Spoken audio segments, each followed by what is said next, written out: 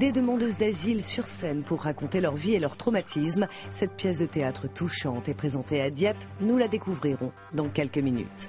C'est une vente originale. La ville de Genève se sépare de ses anciennes plaques de rue. Certaines portent, vous le verrez, des noms qui ne s'oublient pas.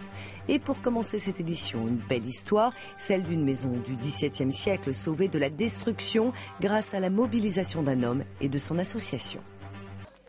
Une vieille bâtisse comme celle-là, ça s'immortalise, avec des photos, mais surtout par des actions concrètes.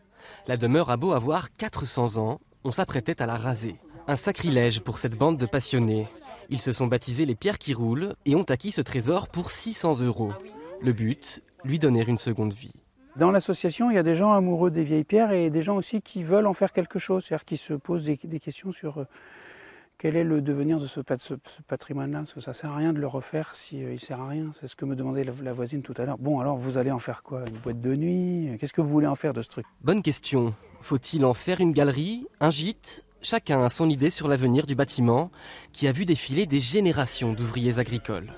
L'hiver, c'est ici qu'ils se retrouvaient, serrés, blottis autour de cet âtre. On imagine de toute façon qu'elle reste dans son jus, c'est-à-dire qu'elle reste comme un symbole aussi, comme une mémoire ici, ça c'est sûr. Moi par exemple je me dis on n'est pas loin d'un chemin de randonnée, ça pourrait être sympa de l'ouvrir, de l'aménager aux gens qui se baladent, qui veulent se poser. C'est justement ce que sont venus faire ces cyclistes, des curieux qui connaissent la maison bien sûr, comme tout le monde dans ce village de 200 habitants. Moi j'habite à un petit hameau juste à côté au bord de la vallée du Suin également et donc je passe fréquemment par ici. Donc il y a longtemps je l'avais repérée cette maison mais je ne savais pas qu'elle était en vente. L'association a fait appel aux dons et compte rassembler 14 000 €. C'est le coût des travaux, le prix à payer pour faire vivre cette vieille dame le plus longtemps possible. Boulevard des Philosophes, rampe qui dort, rue Champ-de-Poulet, rue des Corsins. Ces petites perles sont à vendre. La ville de Genève se sépare de ses anciennes plaques de rue et les enchères s'envolent.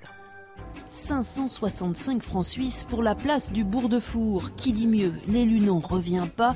Il a lui aussi porté la place aux nus. Ce carrefour touristique, ce drôle de lieu de passage au cœur de la vieille ville, avec ses airs de sud, sa fontaine et son ambiance, séduit visiblement les enchérisseurs. Au total, 103 plaques sont à vendre sur les 2000 que cache le service du génie civil de la ville. Voilà. Vous voyez, on a ici le passage des Alpes. La rue de Bourgogne, la rue de la Bourse. Au total, à peu près 800 rues pour un peu plus de 250 km. En 1980, elles ont toutes été enlevées en plusieurs années. Et puis aujourd'hui, le travail consiste à entretenir ces plaques, à les remplacer quand elles sont dégradées.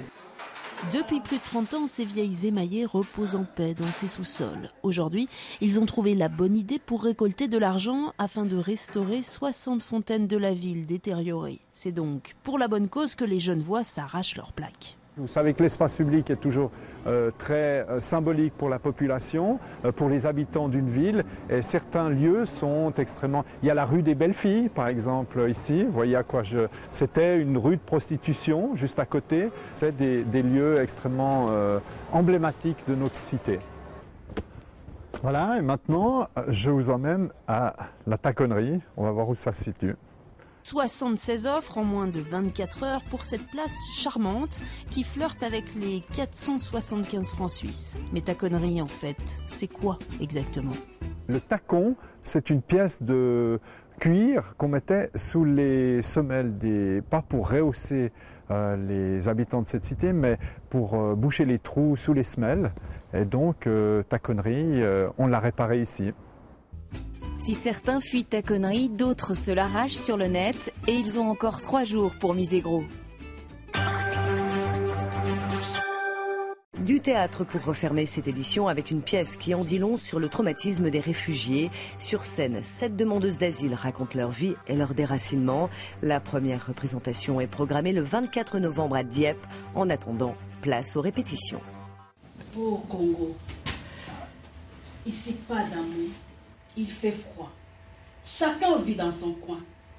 Quand on marche, personne ne te regarde, personne ne te salue. Sarah, tout comme ses 6 partenaires, ne sont pas comédiennes. Sur scène, elles jouent leur propre rôle, celui de demandeuse d'asile. Originaires du Congo, du Nigeria, de Tchétchénie ou d'Arménie, elles sont arrivées en France depuis peu. Dans cette pièce, ces femmes expliquent leur déracinement, l'errance et le traumatisme des réfugiés confrontés à une réalité parfois violente à laquelle elles ne s'attendaient pas. Nous voulons montrer aux gens que nous souffrons aussi de tout ce que nous avons laissé. On n'a pas fait ça volontairement. C'était des choses qui nous ont poussés à tout quitter, à tout abandonner, d'accepter de venir ici, tout recommencer à zéro. Il y a l'âge de faire des aventures, mais l'âge que nous avons, c'est plus l'âge des aventures. À la fois auteurs et interprètes, elles affinent depuis des mois ce spectacle qui raconte leur exil à travers des anecdotes et des tranches de vie. Très vite, cet atelier théâtre est devenu un exutoire, un refuge, un moyen de s'intégrer. Quand je suis arrivée en France, je n'avais personne, je n'étais personne. Mais maintenant, grâce à Dieu, je suis quelqu'un. J'ai l'impression d'être quelqu'un parce que je suis ici. Parce que je joue, j'ai la possibilité de parler et de m'exprimer. C'est pour leur donner cette liberté de parole, un droit qu'elles n'ont pas vraiment eu jusque-là, que le centre d'accueil de demandeurs d'asile de Dieppe a mis en place cet atelier. Les paroles, c'est elles qui les ont inventées, c'est elles qui les ont dites à des moments d'improvisation. Donc elles s'approprient cette histoire comme leur histoire commune. Une pièce dans laquelle se mêlent des drames personnels racontés avec distance et humour. Après Dieppe, la troupe partira en tournée à Lille, Rennes, Nantes et Amiens.